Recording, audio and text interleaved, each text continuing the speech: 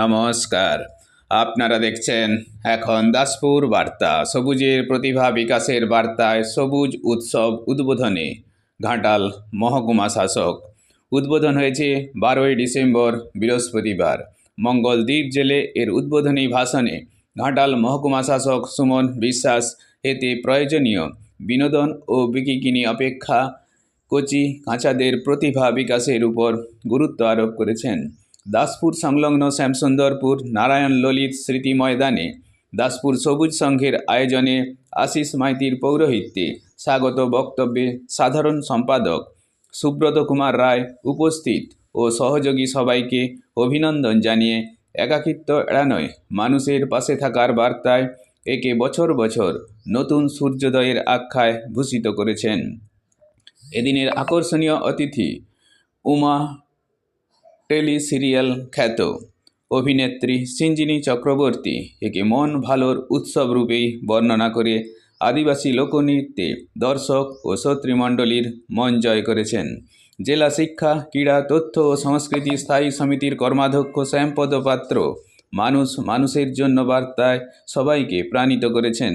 দাসপুর এক পঞ্চায়েত সমিতির পূর্ত কর্মাধ্যক্ষ সুনীল কুমার ভৌমিক বলেছেন, খেলাধুলা সংস্কৃতি থেকে সামাজিক পরিষেবায় এই উৎসব উদ্যোক্তা সবুজ সংঘ দাসপুরের গর্ব।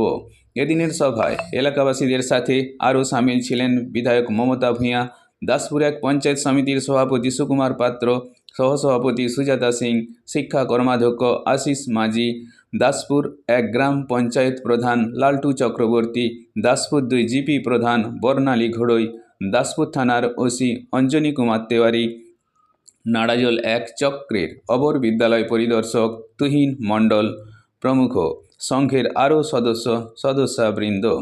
এই উৎসব সাংস্কৃতিক প্রতিযোগিতা, চর্চায়, বিকিনির আসরে জমে উঠেছে। দাসপুর থেকে রিপোর্টে শ্যামসুন্দর দোলই।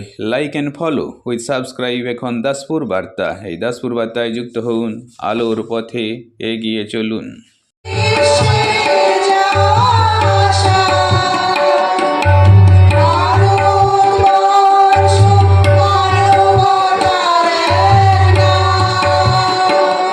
উৎসব আয়োজনে নতুন সূর্যের উদয় হয়।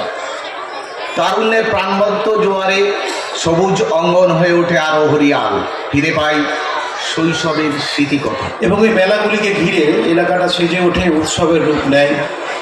শুধু আনন্দ অনুষ্ঠান নয়, এই মেলার মধ্যে দিয়ে এলাকার কচিকাচারা তাদের বিভিন্ন প্রতিভা বিকশিত করার সুযোগ পায়। বিভিন্ন প্রতিযোগিতা হয়, কুইজ প্রতিযোগিতা, বসে আঁকো প্রতিযোগিতা, আবৃত্তি প্রতিযোগিতা।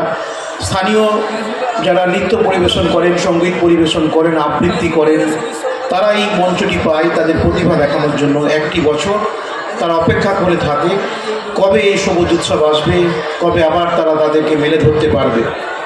সেই খিদে থেকেই এই উৎসবের সূচনা। সবুজের অভিযান এটাকেই বলে। মধ্যে আসি, মেলাতে আনন্দ উপভোগ করি, অনেক গান বাজনা পসরা নিয়ে যারা দোকানদার ভাইদের তাদের কেনাবেচার মধ্য দিয়ে আমরা সুন্দরভাবে মেলাটা উপভোগ করি। আজকে 10 বছর এই উৎসবে। আমি আশা করব এই উৎসব এভাবেই সাকসেসফুলি 100 বছর হোক এবং খুব ভালোভাবে হোক। আপনারা এভাবেই প্রত্যেকে একসাথে মিলে উদযাপন করুন উৎসবটা। এই দাসপুর সবুজ সংঘ তার বহুমুখী কর্ম প্রচেষ্টার মধ্য দিয়ে, আপনারা জানেন এই সবুজ সংঘ আমাদের দাসপুরের গর্ব। নমস্কার, আমি সিঞ্জিনী। এখানে আসতে পেরে আজকে খুব ভালো লাগছে। 10 বছর আজকে সম্পূর্ণ হলো। আমি আশা করব এটা আরও সাকসেসফুলি 100 বছর কমপ্লিট করুন। আমি আপনাদের আশীর্বাদে, ভগবানের আশীর্বাদে সিরিয়াল করছি এবং আগামী দিনেও অভিনয় করতে চাই এবং আপনাদের সামনে এভাবে আসতে চাই। সো প্রত্যেকে ভালো থাকবেন, সুস্থ থাকবেন এবং আমাদের ভালোবাসবেন। উমার পরে কি সিরিয়াল আছে? অনেকগুলো সিরিয়াল করেছি, উমার পর আরও আসছে, তার জন্য দেখতে হবে। Thank you.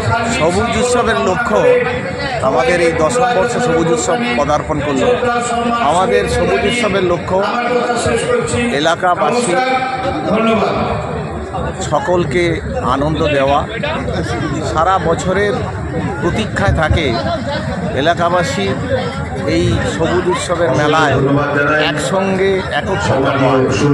সেই কারণে আমরা সবুজ উৎসব দুটি পায়ে 10 বছর অতিক্রম করলাম।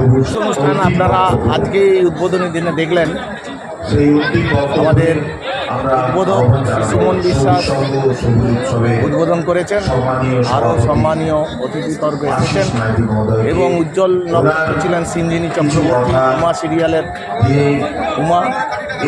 এবং আগামী দিনে আমাদের আছে, আগামী পরশু দিনে আছে অনুরাগের ছোঁয়ার অভিনেত্রী দীপা, এবং আগামী 17 তারিখ আছে জি বাংলা সারেগামা খ্যাত প্রথম অঙ্কিতা ভট্টাচার্য, এবং আগামী 20 তারিখ আছে পূর্ণিমা মান্ডি, আন্তর্জাতিক খ্যাত সম্পন্ন ঝুমুর শিল্পী।